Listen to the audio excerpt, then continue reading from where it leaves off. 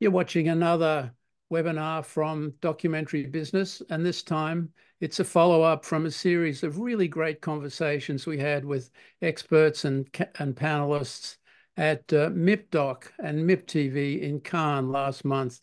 And I'm really thrilled today that Julie Link has joined us. Julie gave a knock 'em dead presentation on the subject of agents, how they develop and pitch projects. And Julie, so welcome to our webinar. Great to have you back. It was great to meet you at Cannes, and I'm very grateful to our friend Ra Kumar who introduced us to Yes. you. So welcome. Thank you, Peter. And I had such a great time with you in Cannes. So I'm thrilled to do this again. I think it was surprising for both of us how many people were following up. I'm still following up on emails from it. So I very much appreciate your time there, but also giving me that little platform because it was quite fun, but it's also been fun to get to know people since then and some really interesting conversations afterwards. So thank you to Ra, thank you to you. And yes, I happy to continue sharing and talking. I think it was a topic that I thought was quite normal working in the United States, but there's obviously a lot of things that are still, we're all still learning as the world opens up to everybody. So I thought it was in that conversation, it was really interesting to learn from others. So I really appreciate that forum as well. Well, you shared a lot of tremendous wisdom, but you also shared a really fascinating career path, and we could do a whole webinar on how you got to where you are in Cologne, Germany now, right? You come from Texas, and here you are in Cologne. But let's do a really quick rundown of how you got where you got and and secondly, what you do, what your focus is today. Yes, I would say I had some really fantastic mentors, but also key moments that kept me on my path, but also pointed me in the direction that I was always passionate about. I always wanted to be in television, but I wasn't sure how I was going to get there and what path I would take. I had a really great internships in high school and then through college, and then got the opportunity to work for the president of Paramount of Television by great luck, but also by I would say sheer persistence. And that opened up some really incredible opportunities after Paramount. I worked on a William Morris desk for a wonderful agent in a really great department, and a department during that time that was very active. A guy named Mark Itkin was running that department at the time, and he had just put together the Endemol Productions US. And as I realized I did not want to be an agent quite early in the game, I was thankful for that experience because I learned a lot there, but I did not want to be an agent. He introduced me to some Endemol producers, and they were starting this new development division. And so I got to be the assistant development producer for 4 different producers, which was an amazing opportunity because I worked for 4 different types of people, and got to work for a guy who's in game show, a guy who had just come out of news, a really incredible woman from daytime television, and then a guy who is an expert in reality and in games as well. And having that experience, getting to work with all 4 of those different types, really helped set my path in the direction I wanted to go. After that, I worked with a really talented guy named Tom Foreman, who I worked with for almost 16 years. Wow. He came from news, but ultimately created a show called Extreme Makeover Home Edition while he was at Endemol. And the Endemol team was also really excellent and additive in creating that format as well. So, but Tom and I worked together for a very long time, and he really helped shepherd my career. He made sure we all knew how to write, which was critical, and tell a story, which a lot of people often think in nonfiction or reality that the term fix it in post is quite regular. Though that happens a lot, it is something that Tom always wanted to make sure that we really knew how to develop. So I worked in development with Foreman for a long time, and got to really work across so many different projects. Extreme Makeover Home Edition was one of the first big ones. Catfish was another really fantastic project I got to be part of the early days. The Talk, in the early days of development with a really talented woman I got to develop that with, Sarah Gilbert. And then developed a series for TLC, then OWN, called Police Women. That one was a blast because I got to ride in the back of cop cars. My grandfather was a sheriff, so riding in the back of cop cars and getting to be the producer, not in the handcuffs, was amazing. So it was quite a formative experience getting to be on the ground on that series as well through 8 different seasons. So I was always in development and really liked that position, and got to work with some amazing people. Relativity was a great experience for me as well. I got to lead teams. At one point, we had 35 series in production and 300 projects in development, wow. And you just don't sleep.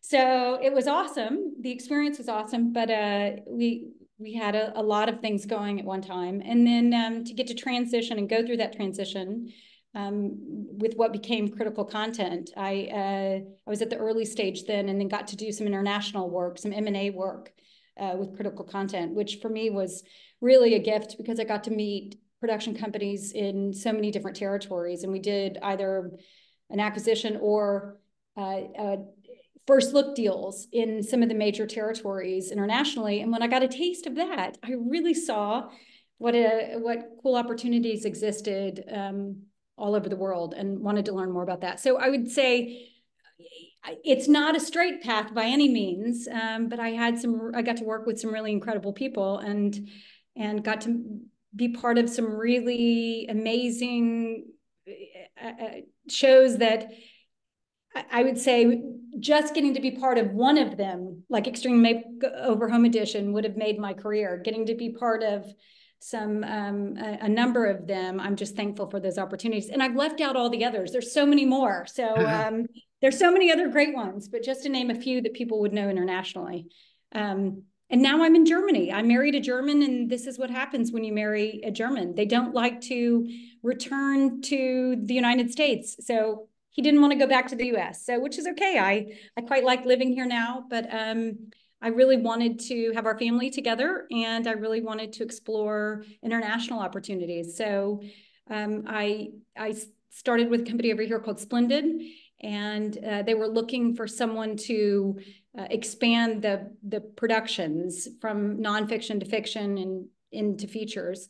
And the company, they had just bought a company, and the company was really well known for really big reality shows here in Germany. So it was a great opportunity. It was hard. It was the first time I had ever led a team, especially one that predominantly spoke German. So I had to learn German, which was not an easy task for anyone who has had to learn a new language. But it was a really amazing opportunity. I'm thankful for it because I got to make my first movie with Splendid, and also work with different territories. The Dutch company created the film, and we did a German adaptation of it. And it was really great to see how the Dutch worked, and also to get to work in the German marketplace in a different genre was really, really special. So after that, decided to try, if not now, then when. My husband and I had always spoken about, our big dream was to run a production company together, but we didn't know when or how we were going to do it. And he was at RTL. He was head of fiction at RTL for 6 years, and really had a great opportunity and experience there. So we weren't really sure when we would do it. And then we just, as COVID hit and life was changing, we said, if we don't do it now, then we'll never do it. So what's your focus now with your new company, Julie? Is it 100% reality or competition, or what's the mix? It's a good question. Right now, we launched with fiction, and now we are also doing nonfiction. So premium docs is our focus, and in the nonfiction space right now. And we have a couple of other reality shows, but we're doing it very slowly. We launched with fiction because of my husband's expertise, and I like to do development. So you can sort of do that if you learn, but across fiction, nonfiction, and feature, obviously with great support. So we're doing, I would say, maybe 80% fiction and 20% nonfiction. But as that grows, we will continue to do more. But mainly from Germany or for Germany. So we option formats to make here in Germany. We also create originals. We're doing co-productions and co-development, and just taking it step by step. We have a Good. small team, so we're trying to do it step by step. So we'll focus our thoughts will keep more framed towards documentaries than scripted and reality also. But at MIP, you shared with us your big 3 Ds about working with an agent, and we're really interested in recapping that. So, Julie, why don't you launch into just that? Your 3 Ds, what are they? And then we'll have a Q&A. Yes. So I was trying to just narrow it down to, in working with an agent for many years, and I love working with agents.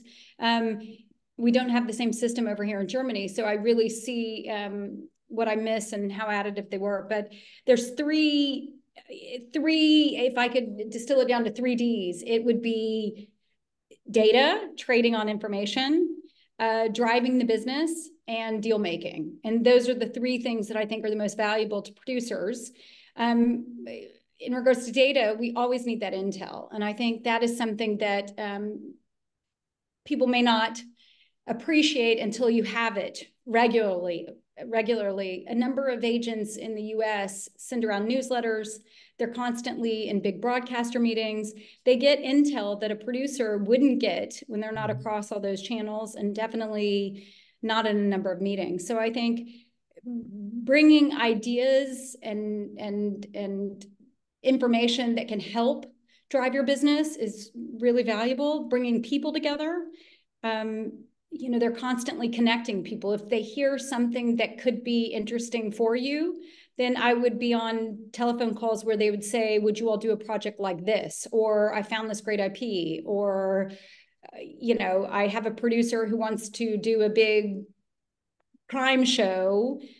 You guys might be great partners for that. But they were always trading on this kind of intel that was really valuable for producers. So I would say the data is pretty significant.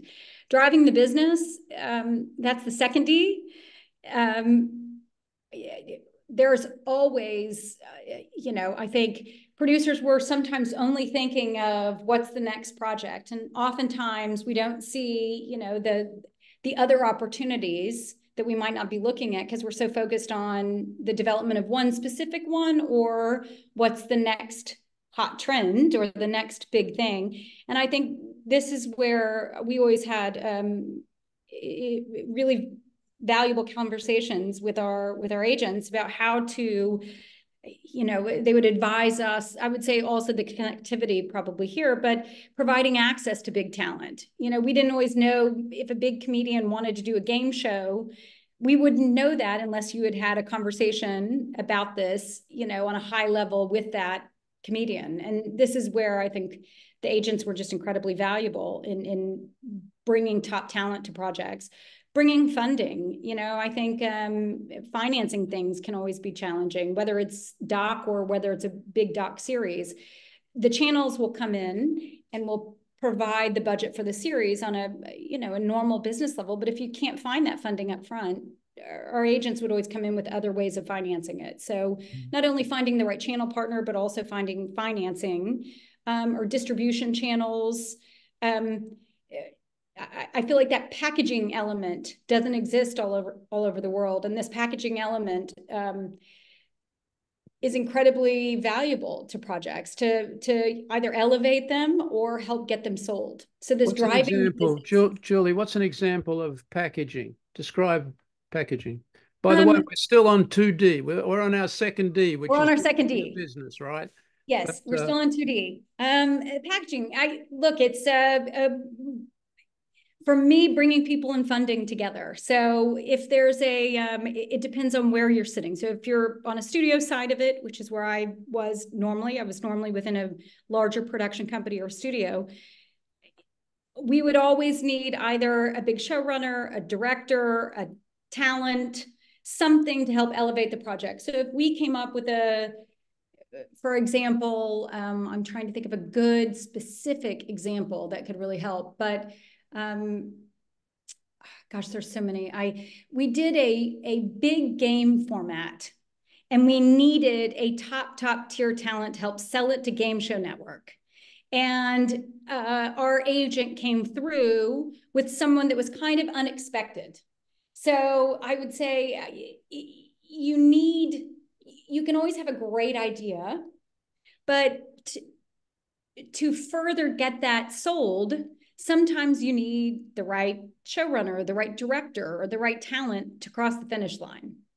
And this is what our agent was really valuable in doing, was helping us cross that finish line and helping us push that through. Sometimes, producers, we would say yes to anything if it meant getting something made.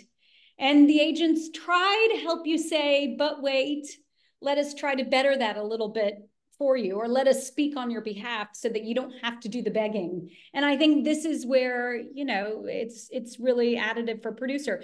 If we could just be creative all day, I think that would be great, but we can't.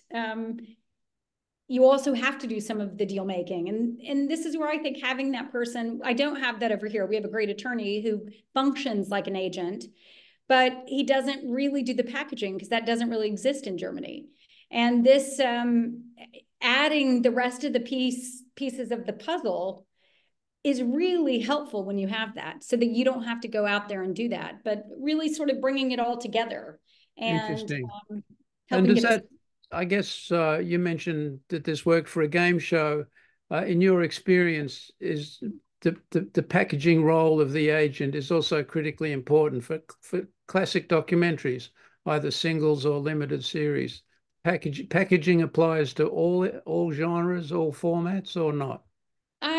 This is very, I feel like a very layered question, because it's been, I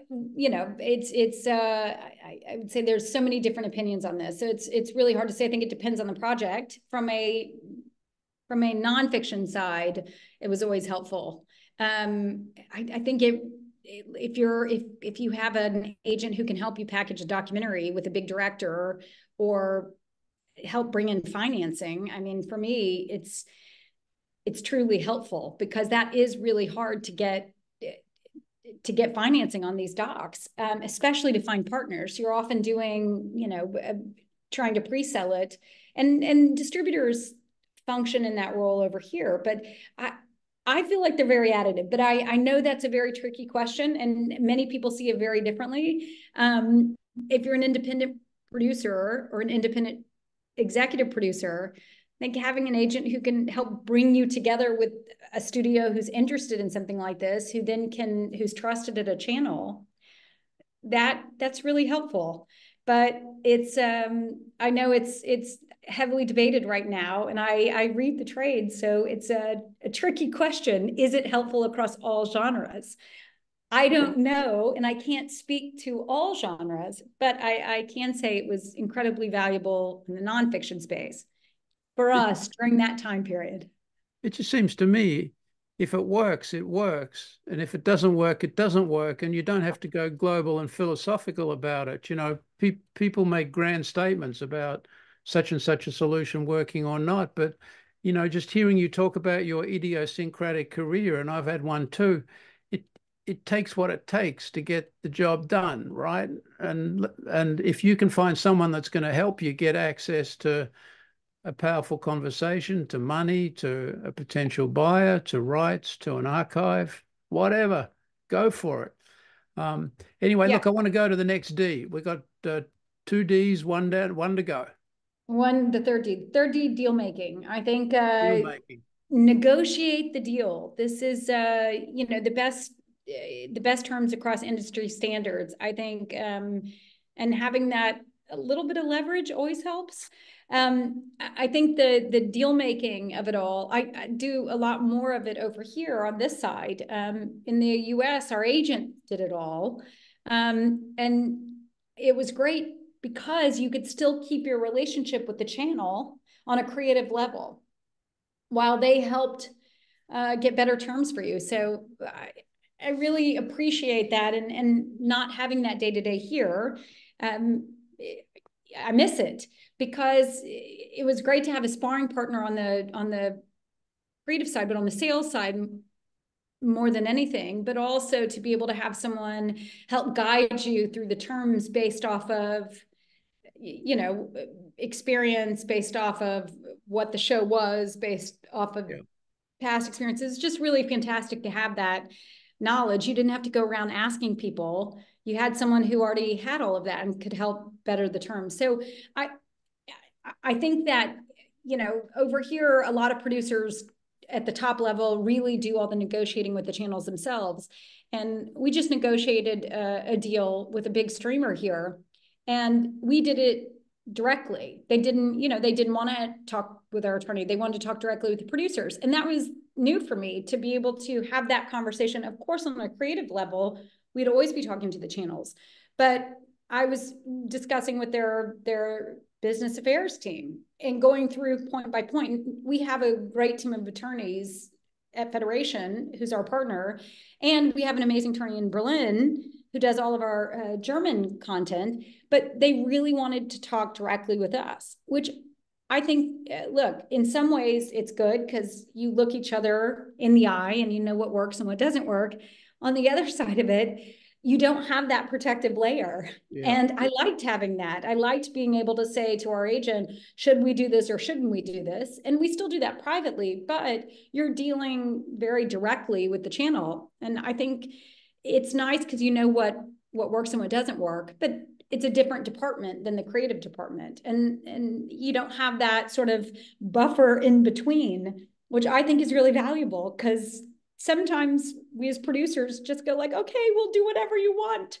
Let's just get this going, you know? And I think it's nice to have this added layer. But do you think that layer will come in Europe? So you're saying that the typical practice in the States, or regular practice, is the producer has this third party between them and the buyer.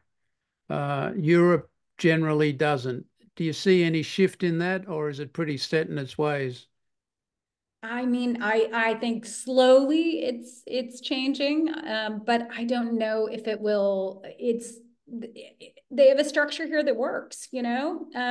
But I think as more people are doing more global deals and more deals with international streamers, especially out of the United States, the deals are in English. The deals are based off of standard terms that often come out of the United States. And I think people need that support in order to make some of these deals.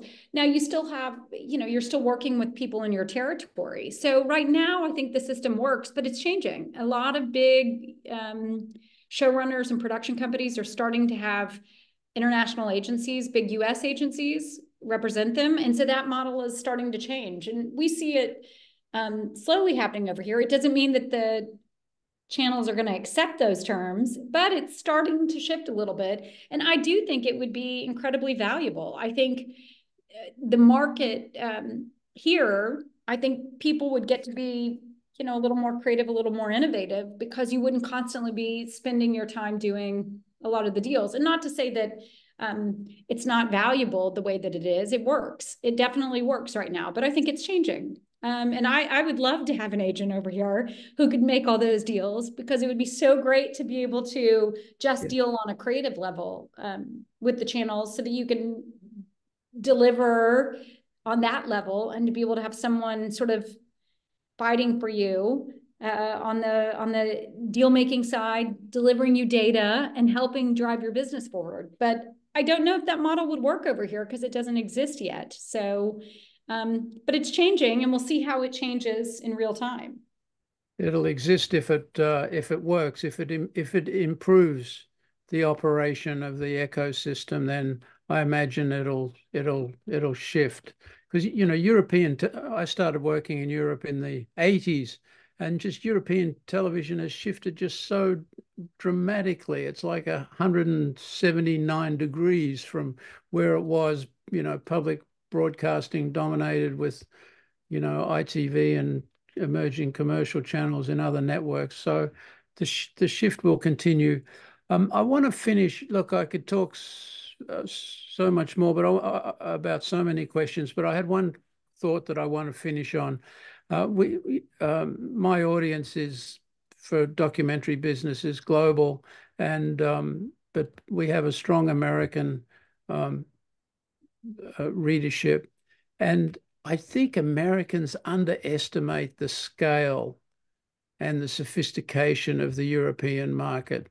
And we just did a case study at MEP, for instance, about a show about called the working title is Time. It's a co-production between ZDF Studios and CMG, formerly CCTV in China. And that's just, to me, it's a 1 million+ euro budget. It's an example of the vitality of the market and of the, let me say, the the resilience of quality television in Europe. And Absolutely. so I'm maybe I'm making a statement where I really want to ask you the question: is that your experience too? That there is just tremendous potential in Europe, and we all need to look more closely at it. 100%. I think I came over with the same expectation that it was, I would say quality wise, not as high as the U.S., but I was wrong. There's the quality, the ideas, the talent here is. I think we as Americans, because we live in that sort of bubble, just underestimate what's happening in the rest of the world. And I would say what's happening in the rest of the world is very interesting. I mean, I was excited to come work over here to learn. But it's really hard to compare markets because the markets are completely different, and Germany, for example, is a very healthy market. I know UK, French market, all in their own right. They don't need people from the outside coming in. That said, I think they're much more open to unique opportunities. And right now in this time, I think this is the thing that we need is this creativity, this collaboration. And I think Europe has always been operating in this way. And I think it's now more than ever, everybody as we're all becoming much more global, but also television and what we watch is becoming much more global. And the audience is interested. They don't really care as much, not everyone, but I would say a lot of the audience is looking for something different. They're not bothered by subtitles. They're curious. And I think the Europeans, and especially a lot of the people who've been doing co-productions, are really set up for success in a changing market. And please don't get me wrong, I loved working in the United States. So and it was my market for many years. I think the budgets are much higher, so you're just able to do a lot more with that. But I would say in a market where, in a time period in creativity when everything is changing so rapidly and we don't know who is going to be the content creator or what the distribution outlet is going to be or what the platform or how we're going to be watching it, in the next 5 years. It's just changing so rapidly. I think it's really interesting to see how others work, to see what we can all learn from one another. And I think that's one of the biggest takeaways I took from MIP TV was, yes, it's tough times. Channels are starting up and going away. Budgets are shrinking. Channels are in a change time because ad buyers are not spending the same way they used to. And the audience is different. So I think anything that we can learn from one another about how to sort of get through these times, but also learn how to do something differently and work differently, I think is really interesting. And that's what I've learned from being over here is you can't compare the markets. You really have to learn how that market operates and then see how you can bring different things to the table to That's help one a another. that's a really nice takeaway. You've got to be humble and learn, get back to the data.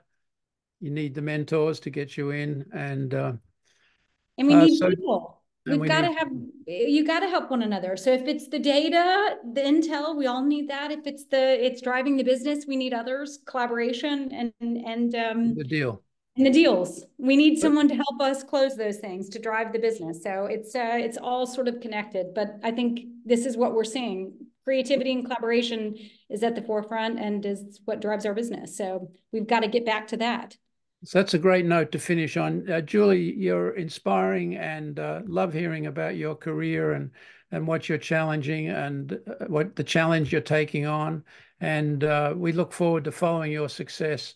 And it was an excellent webinar, and we look forward to working with you in the future, Julie. So thank you. Thank you, Peter, and thanks so much for doing these kind of conversations, and also for and asking the tough questions, but also trying to find solutions for your audience. And thanks for including me in this process. I'm really thrilled to get to talk to you, and I'll continue to follow documentary business, and I'll continue to follow you. So I look forward to seeing where you take this and to learning from you during these times. It'll be it's an interesting time period for all of us. So thank you very much. Thanks, Julie.